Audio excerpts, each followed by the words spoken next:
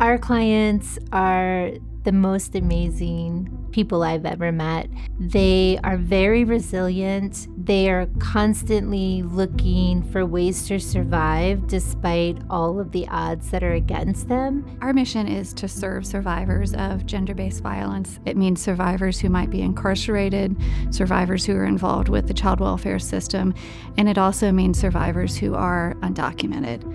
Our immigration clients are some of the most resilient people you could ever meet. They have the capacity to keep coming into the office, working through a system that is completely foreign, likely terrifying, with so much hope and optimism that is really inspiring.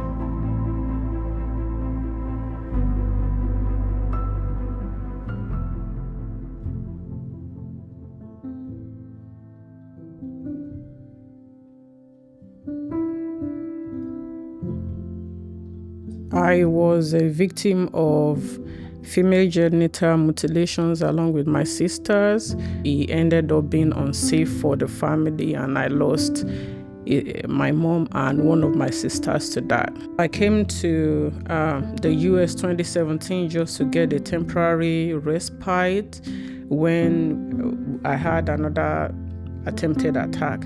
It was supposed to be temporary, but a family friend told us with what I was going through, there was something called asylum that I could apply for.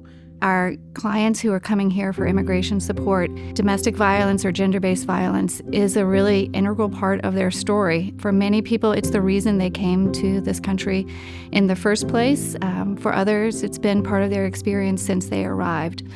But for all of them, getting immigration services is how they will get safe. I don't think people understand that when someone is seeking asylum, they are in extreme fear for their life. And most people that are seeking asylum love their home country.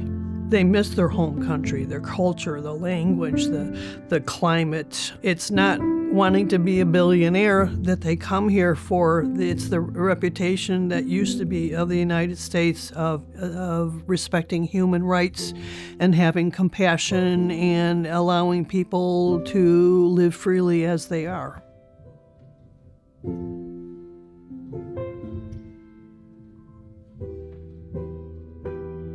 Well, I applied to the asylum. We couldn't afford to have a lawyer go to the interview, and because of that, there were some things that seemed to be unclear. And when we were not granted the asylum, it's just like everything came crashing down.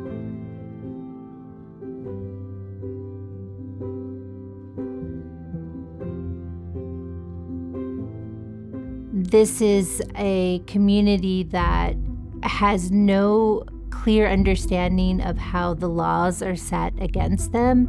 In the past year and a half, a lot has changed for our client when it comes to their safety. So it's no longer safety in relationship to the gender-based violence, but it's also safety in their everyday life. Stepping out to go to work, taking their children to school, getting groceries has all become something that they have to think about before they go through with it. The fear that just walking out your door could mean being detained. Unfortunately, what we've seen is that a lot of our clients are now fearful of going to work.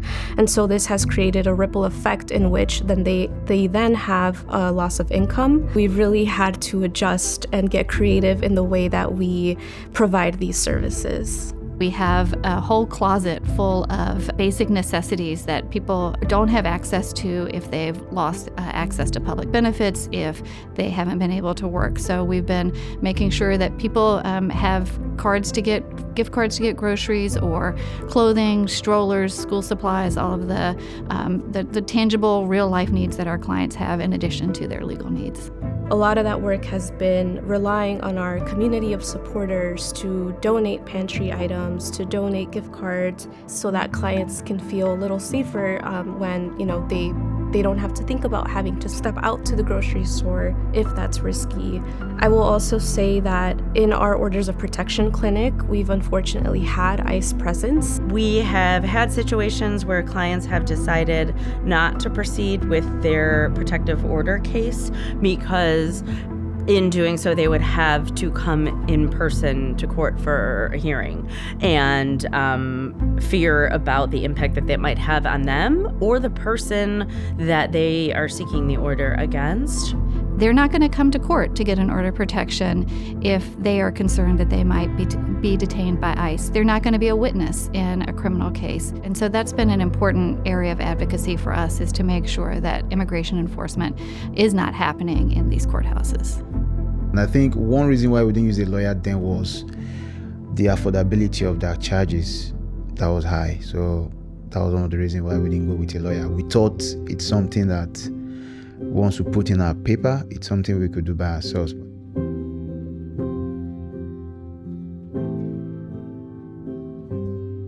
Legal representation in immigration cases is really essential, and there's extreme discrepancy in the immigration and asylum cases that are granted relief versus not, between someone that has legal representation and not.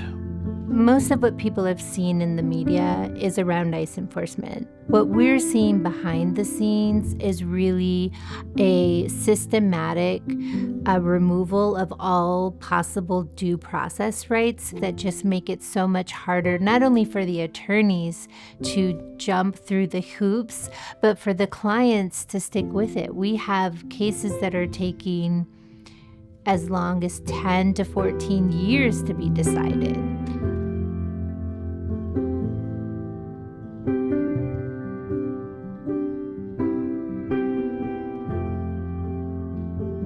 When I heard about our St. Justice being, I don't have to pay anything, I thought it was too good to be true. But now with schooling, I know it's much more than that. Now I see that it's actually very rewarding if I have an organization that does what aligns with my passion and my values. It's very rewarding to donate, to volunteer, to invest in them. I find it rewarding when clients feel a little bit better. That we are the ones who actually can make that hope a reality by doing the work that we do.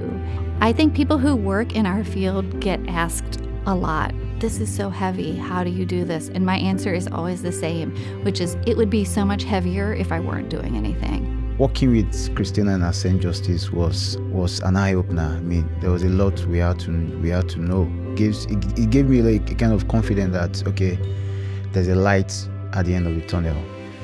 Supporting us and justice is extremely important because we help a lot of clients in very dire circumstances.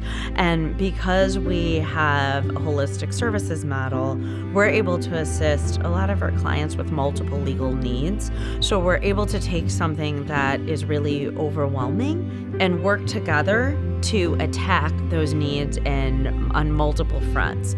Immigration crackdown from the federal government has impacted us in so many different ways. I think the first concern that we had, of course, was for our clients who are impacted by this and who were just immediately thrown into such terror at the thought of being deported to a country where they might not have connections, being separated from their children who are citizens. There are also financial implications for us. We have historically received funding from the federal government and other government grants that are vulnerable or are no longer a viable option for us. It's a really important time for everyone in this community to work together. If you care about the immigration system, if you care about survivors of gender-based violence, I hope that you'll support us and justice.